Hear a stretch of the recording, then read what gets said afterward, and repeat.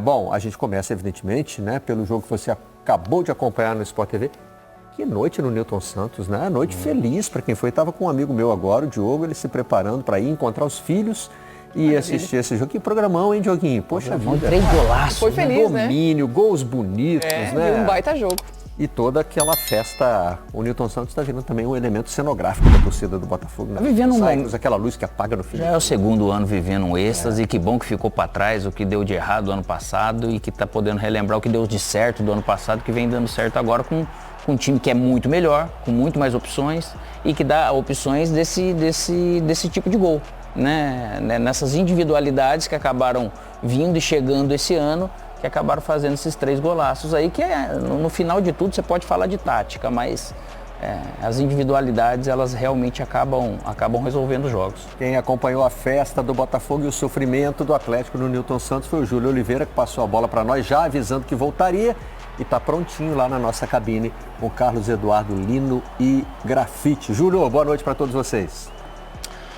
Boa noite, Barreto, Jéssica, Alex, todos que acompanham o Troca de Passe. Estou aqui com o Grafite, né, e também com o Lino, para a gente repercutir um pouquinho mais dessa vitória do Botafogo aqui no Newton Santos e até muito mais, né, a gente vai ter os lances aí novamente sendo apresentados de um Botafogo, né, Lino, Grafite, que desde o início tomou atitude no jogo, né? Boa noite agora. Boa noite aos amigos do Troca. A sensação que a gente tem é de que o Botafogo é um time com confiança total no que faz, né? Entra para pressionar, conseguiu fazer o gol em função dessa pressão, chama o adversário, contra-ataca. Tudo que o Botafogo tentou na partida deu certo. Principalmente no primeiro tempo. Foi um primeiro tempo quase perfeito do Botafogo. Podia ter garantido ali a vitória. Mas aí veio o drama, né? Vem o segundo tempo. Houve um pouco de tensão, mas depois a qualidade técnica resolveu. Uma vitória sensacional do Botafogo.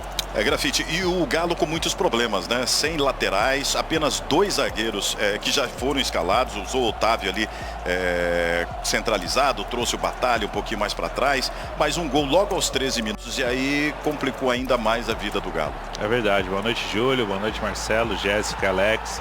Realmente o Galo, o Atlético vive um momento difícil. Há 3 meses atrás, o Galo era um dos melhores times do Brasil, né? Campeão mineiro, 10 jogos de invencibilidade, mas veio o desfalques, veio a Copa América e aí o Milito começou a ter muito trabalho.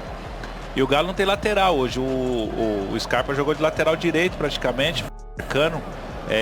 Mesmo ele não fazendo um bom jogo tecnicamente, mas a vontade dele, a entrega dele para a equipe é muito grande. O Milito tem muito trabalho para organizar a equipe, torcendo para a volta de jogadores importantes, o pessoal voltando da Copa América por conta dos desfalques e lesões, e pegou um Botafogo embalado, um Botafogo que quando joga aqui impõe um ritmo muito forte. Os 3 a 0 poderia ter saído no primeiro tempo já, como o Lino trouxe. Mas aí no segundo tempo, com as individualidades, no primeiro tempo do Luiz Henrique, do Savarino e do próprio Cuiabano, 3 golaços na partida, o Botafogo conseguiu um grande gol. E o Atlético vai ter que se organizar, porque o próximo jogo já é contra o São Paulo, ou seja, o Campeonato Brasileiro não tem jogo para administrar. E aí a expulsão dali aos 24 minutos do Igor Rabelo, dava até a dimensão que de repente o Botafogo pudesse acelerar um pouquinho mais, mas acabou até tirando um pouco o pé. E engraçado, né, que o Galo jogou com 3 zagueiros, 2 volantes, problemas nas laterais e acabou tomando gols por dentro, todos os gols de fora da área e de um jeito até fora do comum, né? Não se imaginava que nesse roteiro o Galo sofresse tanto. E aí depois no finalzinho, 35, o Cuiabano, depois já nos acréscimos, né? E foram belos gols, né? Não dá para dizer que o Matheus teve alguma culpa em um dos gols, que foram belos chutes, boas finalizações da equipe do Botafogo. Esse é o segundo gol, o gol do Cuiabano. Ô Júlio, e você citou aí a expulsão, é a 7ª do Atlético em 14 partidas. No Campeonato Brasileiro, né? É o líder? Mostra algo. É o time com mais expulsos no campeonato, Lino? É o que mais tem expulsos. O Atlético Goianiense vem logo a seguir com 6. Estava junto com o Galo, né? E mostra... Além das contusões, né, tem sofrido com as suspensões, né? E aí a gente pode atribuir isso a um time pilhado, um time nervoso?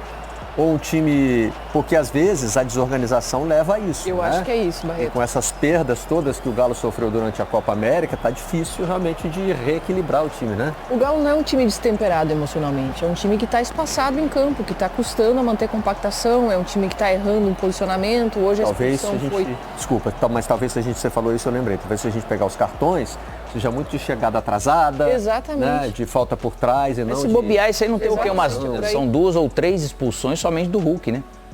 Por essa situação o que é Hulk mais contribui individual, com que as- acaba pesando um reclamações pouco dele. mais. Mas nessa fase ruim e difícil, naturalmente, para quem está dentro do campo, ele te deixa desequilibrado emocionalmente, sim. E esse desequilíbrio, Alex, ele fica muito claro no gestual do Igor Rabelo, né?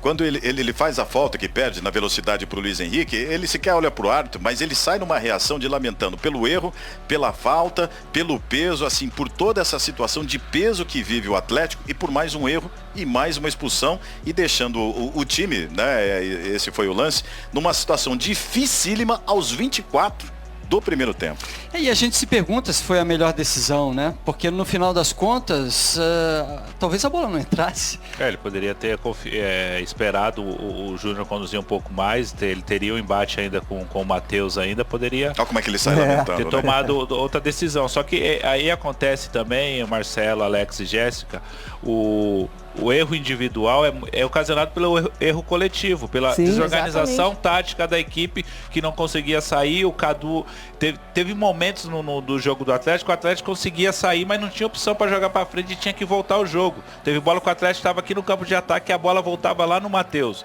Aí no momento que o Cadu tentou sair da marcação, tentou achar uma solução, ele é desarmado e aí o Júnior Santos na velocidade, O primeiro Luiz Henrique tempo na mais velocidade. moroso, assim, né, do Atlético. Isso. E aí fica essa dificuldade. E esse teve primeiro muita tempo dificuldade moroso... Vai, Júlio. Teve muito essa dificuldade exatamente de criar transição, né? Porque você perdeu Batalha no meio de campo, que ficava ali como um terceiro zagueiro, e o Otávio era esse jogador de saída. E aí o Paulinho tinha que voltar muito com o Hulk, então perdia muita velocidade para chegar com essa posse de escape bola. na frente, né? Quando eles voltavam muito para receber, às vezes eles faziam a parede ali no meio campo, mas aí não tinha escape no fundo do campo, e aí o Botafogo vinha novamente.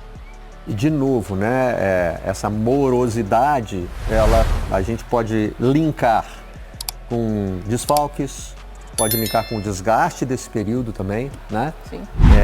Claro que a gente tem falado do fato de que os clubes perdem seus jogadores para a Copa América. Aliás, eu escrevo a minha coluna no Globo hoje um pouquinho sobre isso. Mas a gente está tão acostumado com as coisas bagunçadas do futebol brasileiro que às vezes parece que a gente perde um pouquinho de perspectiva. Os caras os clubes não só estão cedendo os jogadores para a Copa América, como estão jogando toda quarta e todo domingo, gente. Estão lesionando? Tá todo mundo, e aí se acrescenta uma lesão, né? O time está sempre desfalcado. Às vezes você entra Você entrosa um time desse. você entra num modo de estresse que você não consegue produzir. E aí o Atlético vem hoje, leva esse azar de tomar 3 gols de fora da área. Né? Que você fala, o jogo jogado teve equilíbrio até um primeiro tempo melhor do Botafogo, o Atlético foi bem no segundo, mas os gols com esse chute de fora da área que acontece infelizmente comigo nesse momento, às vezes tem disso. Eu não acho que foi azar, acho que o Galo está tendo muita dificuldade de fazer essa cobertura da área. E hoje, Questão ainda tática por também. cima, pega um time que está arrumado, né?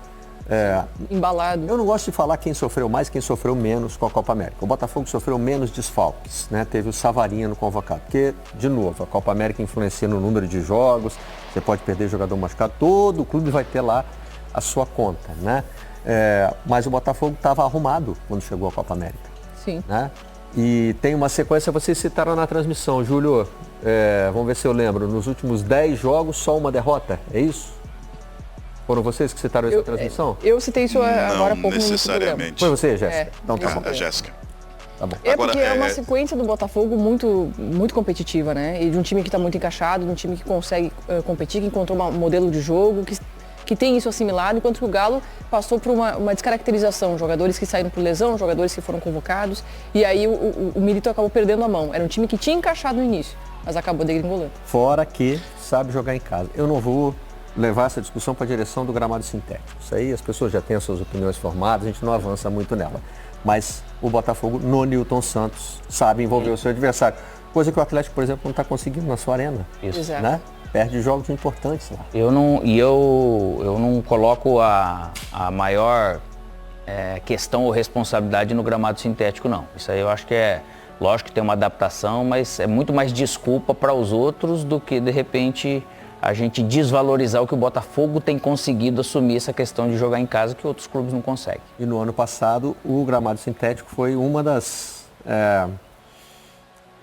assim, acabou gerando uma das expressões daquele relacionamento legal que o torcedor do Botafogo teve com o time, né? O caiu no tapetinho, né? No tapetinho. Você vai ver aí, tá muito melhor jogar no tapetinho do que jogar num campo como o Fluminense jogou lá com o Fortaleza hoje.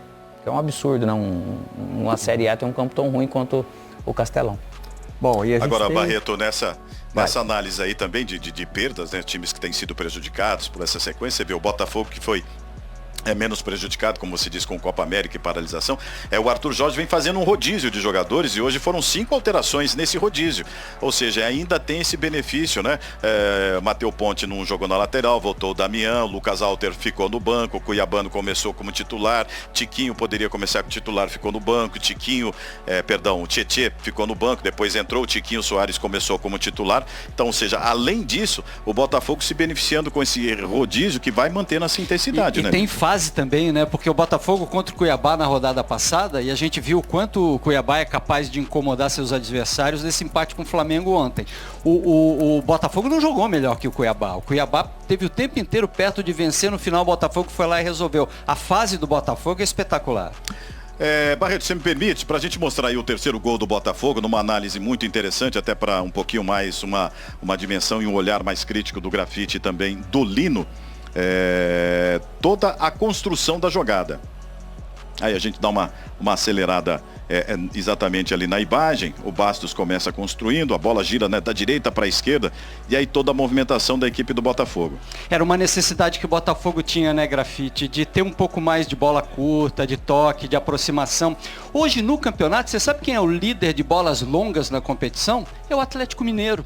O Botafogo tem essa característica também, mas é o 5º, 6º time em bolas longas. Antes era o Botafogo quem liderava esse quesito, o Botafogo parecia especialista em toques longos. Agora não, joga curto e joga bem também. Praticamente 1 minuto e meio ali com a posse de bola. Ele teve 1 minuto e meio de posse de bola, mas o Botafogo, quando tem a necessidade de fazer a bola longa pro Júnior Santos também, ou pro próprio Tiquinho, sim, que faz bem a parede, que faz bem o pivô, ele tem essa característica.